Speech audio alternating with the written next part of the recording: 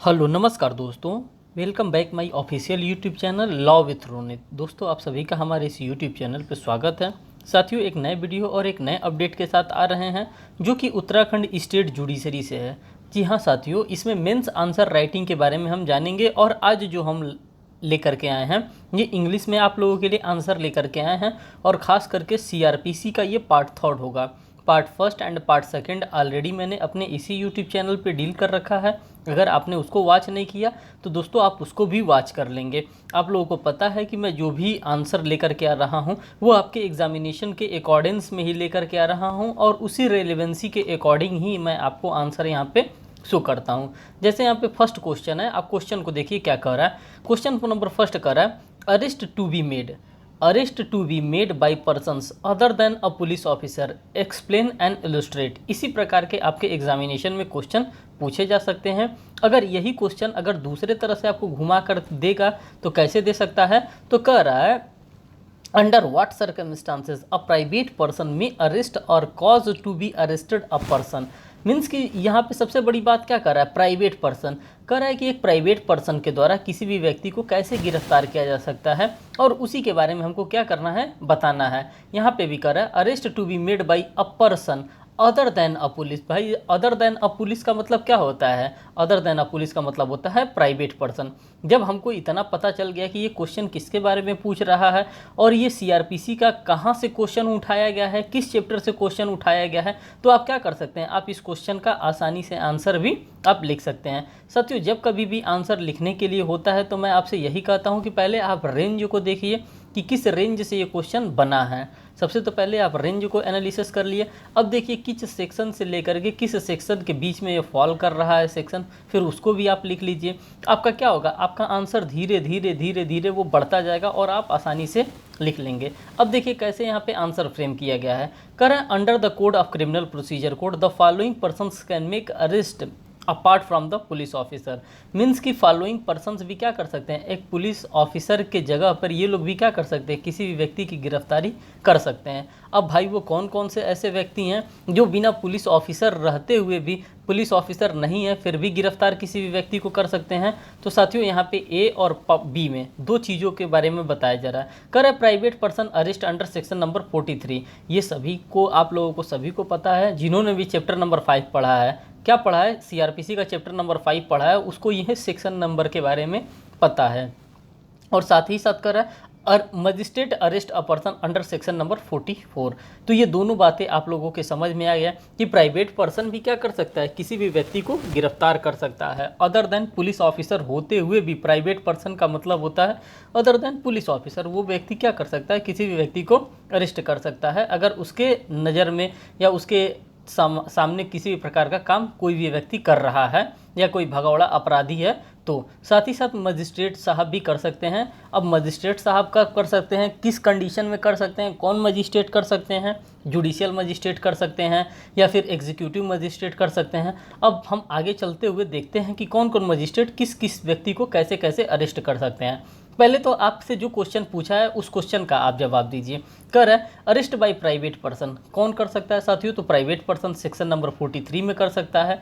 आगे देखिए कह रहा है कि where and one hand section 37 of the code imposes duty upon a private person to arrest a police officer, assist a police officer. Section number 37 जब आप लोग पढ़ते हैं तो वहाँ पे एक सेक्शन दिया है सेक्शन नंबर 37 और उस सेक्शन नंबर 37 के अंतर्गत बताया गया है कि क्या है कि कोई भी प्राइवेट पर्सन क्या कर सकता है, पुलिस ऑफिसर को, अगर पुलिस ऑफिसर को आवश्यकता लगती है तो वो पुलिस ऑफिसर को क्या करेगा, असिस्ट कर सकता है। वही कर रहा है assistant a police officer. Section 43 of the code on the other hand. यहाँ पे सेक्शन नंबर 37 का आप लोगों ने गेम देख लिया कि सेक्शन नंबर 37 में इस प्रकार की बात कही जा रही है। लेकिन हम जब दूसरे तरह से बात करते हैं तो section number 43 of the code on the other hand empower a private person to arrest any person if. कब कब प्राइवेट पर्सन किसी भी व्यक्ति को गिरफ्तार कर सकता है, वो कौन कौन से फैक्ट एंड सर्कमस्टांसेस हैं। तो पहला कर है he commits any cognizable and non bailable offences in his presence. क्या कर सकता है, कब करेगा, तो किसी भी कॉग्निजेबल ऑफेंसेस में और नॉन बेलेबल ऑफेंसेस में अगर किसी भी व्यक्ति को पाता है तो प्राइवेट व्यक्ति क्या कर सकता है, किसी भी व्यक्ति को गिरफ्तार कर सकता है। और लगाया है, और में कह रहा है सेकेंड पॉइंट में, he is a proclaimed offender, यदि वो उद्घोषित अपराधी, अगर वो भगौड़ा है तो उस व्यक्ति को भी क्या कर सकता है, किसी भी प्राइवेट व्यक्ति के द्वारा उसको गिरफ्तार किया जा सकता है। सारी फैक्ट एंड सर्कमस्टांसेस एक एक मैं आपको यहाँ पे बताता चल रहा हूँ।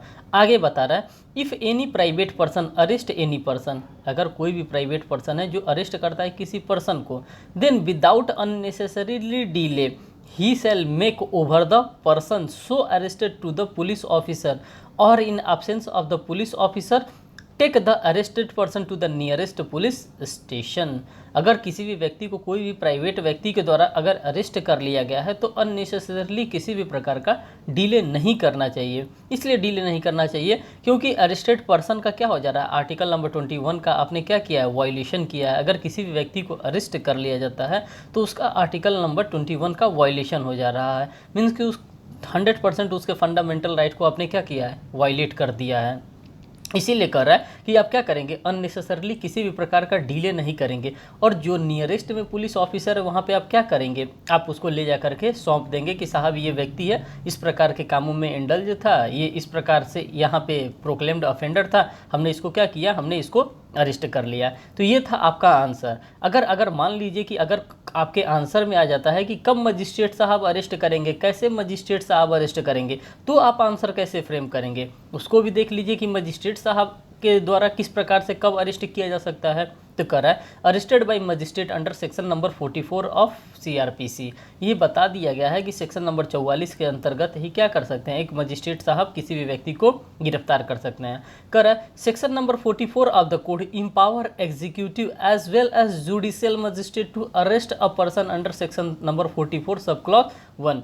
ये किसको किसको इम्पावर्ड कर रहा है, किस किस मजिस्ट्रेट को इम्पावर्ड कर रहा है कि कौन सा मजिस्ट्रेट किसको अरेस्ट कर सकता है। तो यहाँ पर देख सकते हैं आप कि यहाँ पे जुडिशियल मजिस्ट्रेट की भी बात कर रहा है और साथ साथ एग्जीक्यूटिव मजिस्ट्रेट की भी बात करता है। दोनों मजिस्ट्रेट क्या कर सकते हैं, किसी भी व्यक्ति को इम्पावर्ड है कि वो गिरफ्तार कर सकते हैं। किस सेक्शन के अंतर्गत, तो सेक्शन नंबर 44 सब क्लॉज 1 के अंतर्गत वो अरेस्ट कर सकते हैं। He may arrest the person himself और he may ordered any person to do so it cause the person to be arrested. वो क्या कर सकते हैं, वो खुद भी अरेस्ट कर सकते हैं या किसी व्यक्ति को एट द टाइम वो ऑर्डर भी दे सकते हैं। अगर वो मजिस्ट्रेट हैं वो ऑर्डर भी दे सकते हैं कि इस व्यक्ति को क्या कर लो, इस व्यक्ति को अरेस्ट कर लो, तो वो व्यक्ति भी क्या कर सकता है, उनके ऑर्डर को भी फॉलो करते हुए किसी भी व्यक्ति को अरेस्ट कर सकता है। आगे कह रहा है has committed an offense in his presence and within his local jurisdiction। और कहाँ पे ये अरेस्ट कर सकते हैं, कैसे अरेस्ट कर सकते हैं, तो इनके लिए एक अधिकार क्षेत्र बताया गया। और कौन सा अधिकार क्षेत्र बताया गया है, कह रहा है कि ये अरेस्ट तो कर सकते हैं किसी भी व्यक्ति को। he has committed an offense, कब वो, जब वो कोई ऑफेंस कमिट कर रहा होगा, कहाँ पे, इन हिज प्रेजेंस, अगर मजिस्ट्रेट साहब के प्रेजेंस में अगर वो किसी भी प्रकार का कॉग्निजेबल ऑफेंसेस कमिट कर रहा होगा, एट द टाइम क्या कर सकते हैं, मजिस्ट्रेट साहब उसको गिरफ्तार कर सकते हैं। विद इन लोकल जुरिस्डिक्शन, ये सारी बातें आपको लिखना होगा कि कहाँ पे वो कर सकते हैं इस प्रकार का काम, तो वो अपने लोकल जुरिस्डिक्शन में कर सकते हैं। और जाहिर सी बात है जो मजिस्ट्रेट जहाँ पे होगा वहीं का लोकल जुरिस्डिक्शन उसको ऊपर लागू होता है, तो वही अपने लोकल जुरिस्डिक्शन में ही कर सकते हैं। ये मजिस्ट्रेट साहब हैं या जुडिशियल मजिस्ट्रेट हैं या एग्जीक्यूटिव मजिस्ट्रेट हैं, उनको पूरे भारत में किसी भी व्यक्ति को अरेस्ट करने का पावर नहीं है। ये पावर कहाँ पे है, सिर्फ और सिर्फ उनके विद इन लोकल जुरिस्डिक्शन में है। ठीक, ये बात आप लोग ध्यान में रखिएगा। फिर आगे करें, there after he may commit him to the custody, और उसके बाद से क्या किया जा सकता है, उनको कमिट दे दिया जा सकता है, उनको सौंप दिया जा सकता है कस्टडी में। आगे देखिए इसके बाद क्या कर रहा है, सेक्शन नंबर 44 सब class 2 further provided that such magistrate may at any time direct to the arrest और arrest if his presence with in his local jurisdiction. वो अरेस्ट कर सकता है कहाँ पे, अपने लोकल जुरिस्डिक्शन में। ये सेक्शन नंबर 44 सब क्लास 2 के अंतर्गत ये बातें आपको देखने के लिए मिलता है। तो साथियों यहाँ पे क्वेश्चन नंबर फर्स्ट था, वो क्वेश्चन 1 था, लेकिन उसमें मैंने दो क्वेश्चन आपको बताया, एक प्राइवेट पर्सन के अरेस्ट के बारे में बताया और एक किसके बारे में, एक मजिस्ट्रेट साहब के अरेस्ट के बारे में बताया कि मजिस्ट्रेट साहब कब अरेस्ट कर सकते हैं, कैसे अरेस्ट कर सकते हैं, प्राइवेट व्यक्ति कब अरेस्ट कर सकता है, कैसे अरेस्ट कर सकता है। तो इन सभी क्वेश्चंस पे आपको क्या करना है, आपको कमांड बनाना, और यही सब क्वेश्चंस होते हैं जो बार बार आपके एग्जामिनेशंस में पूछे जाते हैं, रिपीटेडली पूछे जाते हैं। अब देखिएगा प्रीवियस ईयर पेपर खोलिएगा, आपको वहाँ पे डेफिनेटली इस टाइप के क्वेश्चंस आपको मिलेंगे। नेक्स्ट कह रहा है briefly discuss the procedure for arrest and mode of making arrest. किस चीज़ की बात कर रहा है साथियों? कह रहा है ब्रीफली डिस्कस द प्रोसीजर। हमको सबसे तो पहले प्रोसीजर को बताना है for arrest and mode of making arrest, और यहीं पे और करके दे रहा है, कह रहा है discuss the provision relating to arrest of a women. अगर किसी भी महिला को अगर किसी भी तरह से अरेस्ट करना है तो उसके प्रोसीजर के बारे में हमको यहाँ पे बताना है। मीन्स कि कहने का तात्पर्य ये है कि हमको अरेस्ट का प्रोसीजर बताना है कि कौन कौन सा प्रोसीजर होता है अरेस्ट करने का। तो साथियों यहाँ पे आप देखिए कि अरेस्ट करने का कौन कौन सा प्रोसीजर होता है, कैसे इसको फॉलो किया जाता है। तो यहाँ पे जब हम कभी भी आंसर फ्रेम करते हैं तो हम स्टार्टिंग से ही आंसर को फ्रेम करेंगे, स्टार्टिंग से ही हम सेक्शंस को कोट करते हुए चलेंगे, क्योंकि आप लॉ स्टूडेंट है और लॉ स्टूडेंट से ये एक्सपेक्टेशन किया जाता है जब आप सीआरपीसी का आंसर कर रहा हूँ, आईपीसी का कर रहा हूँ, सीपीसी का कर रहा हूँ, किसी भी मेजर सब्जेक्ट का कर रहा हूँ या फिर माइनर सब्जेक्ट का कर रहे हो आप, वहाँ पर आपको क्या देना है, आपको केस लॉ भी देना है अगर केस लॉ की आवश्यकता होती है। अगर वहाँ पे सेक्शन कोट करने की आवश्यकता हो तो डेफिनेट सेक्शन आप कोट करेंगे, सब सेक्शन भी आप कोट करेंगे, तमाम चीज़ें होती हैं जब आप आंसर फ्रेमिंग करते हैं। तो कर section number 41 clause B part B of the code provide for the procedure of arrest and duty of the officer making the arrest. यहाँ पे क्या दे रहा है, प्रोसीजर दे रहा है, किस चीज़ का, अरेस्ट करने का प्रोसीजर दे रहा है, and duties of officer making the arrest. This provision was inserted by act number 5 of 2009 amendment. और ये कब से दिया गया है, 41 सब क्लॉज बी, ये कब से दिया गया? तो साथियों ये 2009 का जो अमेंडमेंट आया था, इसी 2009 के अमेंडमेंट के द्वारा इसको क्या किया गया था, इनकॉर्पोरेटेड किया गया था आपके सीआरपीसी के अंतर्गत। तो ये भी बात आप लोगों ने बता दिया अपने आंसर में। ठीक, आगे कह रहा है it provide that every police officer make the arrest. कब कोई भी police officer, every police officer की बात कर रहा है, मीन्स कि प्रत्येक पुलिस ऑफिसर कैसे अरेस्ट कर सकता है, किन किन सर्कमस्टांसेस में, और क्या क्या जब अरेस्ट करने जाएगा किसी व्यक्ति को तो क्या क्या गाइडलाइन, क्या क्या प्रोसीजर वो फॉलो करेगा। कर रहा है bear and accurate visible and clear identification of his name. क्या करेगा जब वो किसी भी व्यक्ति को अरेस्ट करने के लिए कोई भी पुलिस ऑफिसर जाएगा तो वो पहन के क्या जाएगा, bear accurate visible and clear identification of his name. जो बैच नहीं होता है पुलिस ऑफिसर के लेफ्ट चेस्ट पे, वो क्या करेगा, वो बैच अपना लगा करके जाएगा कि हाँ ये साहब मैं हूँ, ये अधिकारी मैं हूँ, मीन्स कि मेरा नाम ये है, और उसके पूरा बैच वगैरह, उसके बाद से जितने भी उसके स्टार मिलते हैं वो सभी स्टार वगैरह वो लगा करके जाएगा, विजिबल की लगे कि हाँ ये पुलिस ऑफिसर ही है। सेकंड करा है making a memorandum of arrest. जब वो अरेस्ट किसी व्यक्ति को करेगा तो क्या करेगा, साथ साथ एक मेमोरेंडम भी प्रिपेयर करेगा। नेक्स्ट कह रहा है inform the person arrested unless memo of arrest has been signed by his family member. और क्या करेगा, एक मेमो भी प्रिपेयर करेगा और उस मेमो पे क्या करेगा, उसके फैमिली मेंबर से वहाँ पे सिग्नेचर भी करवाएगा। ये सभी काम क्या करेगा at the time of arrest पे, ये सारी चीज़ों को यहाँ पे किया जाता है। अब मोड ऑफ अरेस्ट देखिए क्या होता है, मोड ऑफ अरेस्ट अब कैसे किया जा सकता है। मोड ऑफ अरेस्ट में कह रहा है under section 46 of the criminal procedure code provided that in making an arrest. जब अरेस्ट आप किसी व्यक्ति को करेंगे तो सेक्शन नंबर 46 को किस तरह से हरकत में लाएंगे। कह रहा है द पुलिस ऑफिसर और other person shall actually touch और कन्फाइन द बॉडी। क्या कर सकता है, टच कर सकता है और कन्फाइन कर सकता है आपको। आगे क्या कर रहा है, आगे कर रहा है of the person to be arrested can be also be made by the submission to the custody. Arrest का मतलब होता है कि तुम क्या करो, तुम अपने आप को, जो तुम्हारा बॉडी है उसको क्या करो, तुम सबमिट कर दो, सबमिशन अपना दे दो। अगर यही हम बात करते हैं अरेस्ट इन द वुमेन के केस में, अरेस्ट ऑफ वुमेन के केस में, तो किस प्रकार से किसी भी वुमेन को अरेस्ट किया जा सकता है। अब इसके बारे में हम एक एक जानकारी यहाँ पे इकट्ठा करेंगे। कह रहा है in case of arrest of women proviso to section number 46 of the code lays down that an oral intimidation of arrest shall be presumed unless the circumstances are indicated to the contrary. कहने का तात्पर्य ये है कि जब आप किसी भी फीमेल को अरेस्ट करेंगे तो कैसे करेंगे, सेक्शन नंबर 46 के गाइडलाइन को सबसे पहले आपको फॉलो करना पड़ेगा, और उसके बाद से आप उसको टच नहीं करेंगे। आप क्या करेंगे, आप ओरल इंटिमिडेशन देंगे, आप उसको मुंह से ही कहेंगे कि मैं तुमको गिरफ्तार करने आया हूँ, तुम क्या करो, तुम गिरफ्तार हो जाओ, तुम अरेस्ट हो जाओ। ठीक, आगे कर रहा है अगर वो इस बात से नहीं मान रही है तो यहाँ पे क्या कर रहा है, male police officer shall not touch the women for making the arrest unless the police officer is female. Male police officer जो होगा वो किसी भी प्रकार से उस महिलाओं को टच नहीं करेगा, किसी भी फैक्ट एंड सर्कमस्टांसेस में महिलाओं को वो टच नहीं कर सकता है। पहली बात ये कर रहा है। दूसरी बात कर रहा है कि वो पुलिस ऑफिसर क्या करेगा, अनलेस पुलिस ऑफिसर इस फीमेल, जब तक फीमेल पुलिस ऑफिसर नहीं आ जाती है तब तक उसको क्या करेगा, गिरफ्तार नहीं करेगा। ये बात आप लोगों ने देख लिया। अब देखिए यहाँ पे अरेस्ट के बारे में जब हम सारी बातों को देख रहे हैं तो ये क्यों हम छोड़ दें, फोर्सिबल अरेस्ट मीन्स कि फोर्स के थ्रू क्या किया जा सकता है, किसी को भी अरेस्ट किया जा सकता है, फोर्स दे करके, दौड़ा के, धमका करके, उसके बाद से पुश एंड पुल करके, फोर्स लगा करके उसको अरेस्ट करना। कर if the person forcibly resist the endeavour to arrest him or attempt to evade arrest, अगर वो इवेड करना चाहता है, वो वहाँ से भागना चाहता है, अगर अपने अरेस्ट से वो बचना चाहता है, भागना चाहता है, तो कर रहा है पुलिस ऑफिसर और other person may use all means of necessary effect. Police officer at that time क्या कर सकता है, जितने भी नेसेसरी चीज़ें हो सकती हैं सभी नेसेसरी चीज़ को वो फॉलो कर सकता है। The arrest this has been provided under section number 46 sub clause 2, और ये आपको कहाँ पे प्रोवाइड किया गया है साथियों, तो ये प्रोवाइड किया गया है सेक्शन नंबर 46 सब क्लॉज 2 के अंतर्गत ये बातें आपको प्रोवाइड किया गया है। नेक्स्ट देखिए कर रहा है the provisions has to be read in light of section number 49 of the code.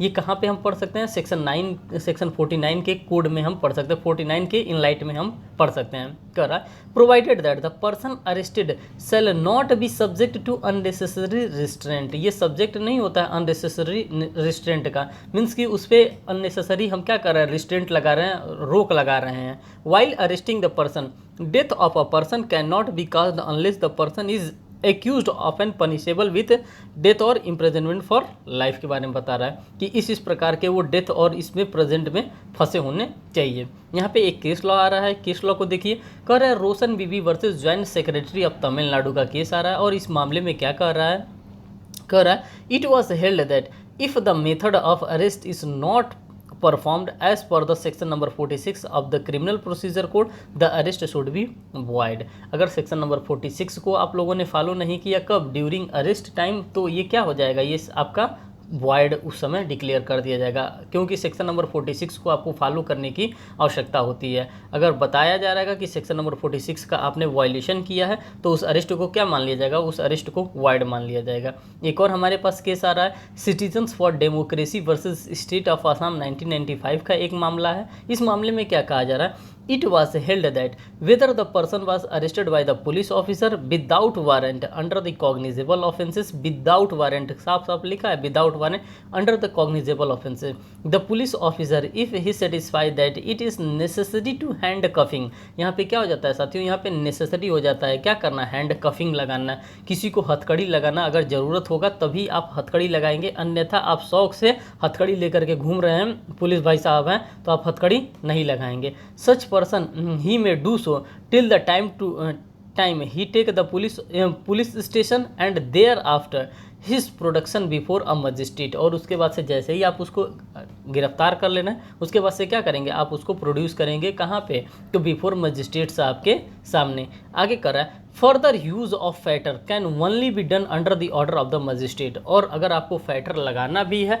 अगर आपको हथकड़ी लगाना है, आपको बेड़ियाँ लगाना है, जो भी लगाना है, अब वो कैसे लगाएंगे, जब तक मजिस्ट्रेट ऑर्डर नहीं देगा तब तक आप ये सारी चीज़ों को नहीं कर सकते हैं। नेक्स्ट क्वेश्चन को यहाँ पर देखिए साथियों, नेक्स्ट क्वेश्चन में क्या कर रहा है, कह रहा है consequences of non compliance with the provisions relating to the arrest.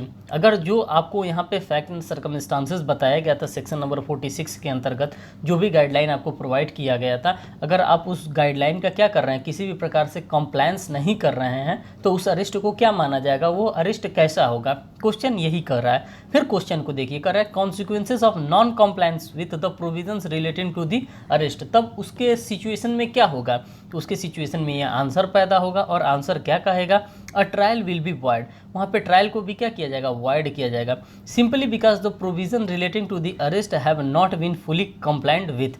ये देखिए, ये बहुत ही इंपॉर्टेंट आपको सेक्शन नंबर 46 के अंतर्गत सारी चीज़ों को प्रोवाइड किया गया है। इसलिए प्रोवाइड किया गया है क्योंकि जिसको अरेस्ट आप करने जा रहे हैं आप उसके साथ किसी भी प्रकार का अमानवीय व्यवहार नहीं करेंगे, इसीलिए सेक्शन नंबर 46 को क्या किया गया है, वहाँ पे अच्छे से इनकॉर्पोरेटेड किया गया है। दोस्त the illegality, thus the illegality and irregularity in making an arrest will not be vitiated the trial, ये क्या कर सकता है, vitiate नहीं कर सकता है ट्रायल को, for the arrested person. It would be quite material if such a person is prosecuted or charged, re-sentenced to re-escape from the lawful custody. अगर ये उसके ऊपर नहीं लागू होता है जो क्या कर रहा है, जिसके ऊपर फिर से चार्ज लगा है, या फिर जिसका री-सेंटेंस हुआ है, या फिर जो लॉफुल कस्टडी से क्या किया है, इस्केप करके भाग रहा था, उसके ऊपर सेक्शन नंबर 46 के ग्राउंड नहीं लागू होंगे। आगे कर रहा है, if the arrest is found illegal the person who has been arrested can exercise the right of private defences. अगर लग रहा है कि अरेस्ट करने पुलिस गई है और पुलिस को और उस व्यक्ति को लग गया है कि हमारा ये क्या कर रहे हैं, ये इलीगल हमको गिरफ्तार कर रहे हैं, तो वो क्या कर सकता है, वो व्यक्ति अपना आरपीडी का इस्तेमाल कर सकता है, मीन्स कि राइट ऑफ प्राइवेट डिफेंसेस का इस्तेमाल कर सकता है, जो कि आपके इंडियन पिनल कोड के चैप्टर नंबर 4 के अंतर्गत आपको दिया है, जहाँ पे जनरल एक्सेप्शंस आपको दिया है, उसी की बात कर रहा है। फिर कह रहा है, in accordance with the subject to the previous content in section number 96 to 106 of IPC. ये सेक्शन नंबर 96 से लेकर के 106 के बीच में आपको बताया गया है क्या चीज़, तो जनरल डिफेंसेस के बारे में बताया गया, राइट ऑफ प्राइवेट डिफेंसेस के बारे में आपको बताया गया है। आगे कह रहा है, if the public servant having authority to make arrest knowingly exercising the authority in contraventions of the law and effect and illegal of arrest, he can prosecuted for an offenses under section 220 of the IPC। वो कहाँ पे prosecuted किया जाएगा, तो under section 220 of IPC के अंतर्गत उसको क्या किया जाएगा, प्रोसिक्यूटेड किया जाएगा। नेक्स्ट यहाँ पे कह रहा है दोस्तों, कह रहा है apart from this special provisions any person who illegal arrested another is punishable under section number 342 of IPC for wrongful confinement. और किस लिए किया जा सकता है साथियों, तो रॉन्गफुल कन्फाइनमेंट के लिए किया जा सकता है। आगे करा, if the arrest is illegal it is a टॉट ऑफ फॉल्स इम्प्रिजनमेंट, ये क्या माना जाएगा, ये फॉल्स इम्प्रिजनमेंट माना जाएगा। And the arrested person is entitled to claim the damages, और जो अरेस्टेड पर्सन है जिसको अरेस्ट किया गया वो क्या क्लेम कर सकता है, तो यहाँ पे डैमेजेस क्लेम कर सकता है from the person who made such an arrest.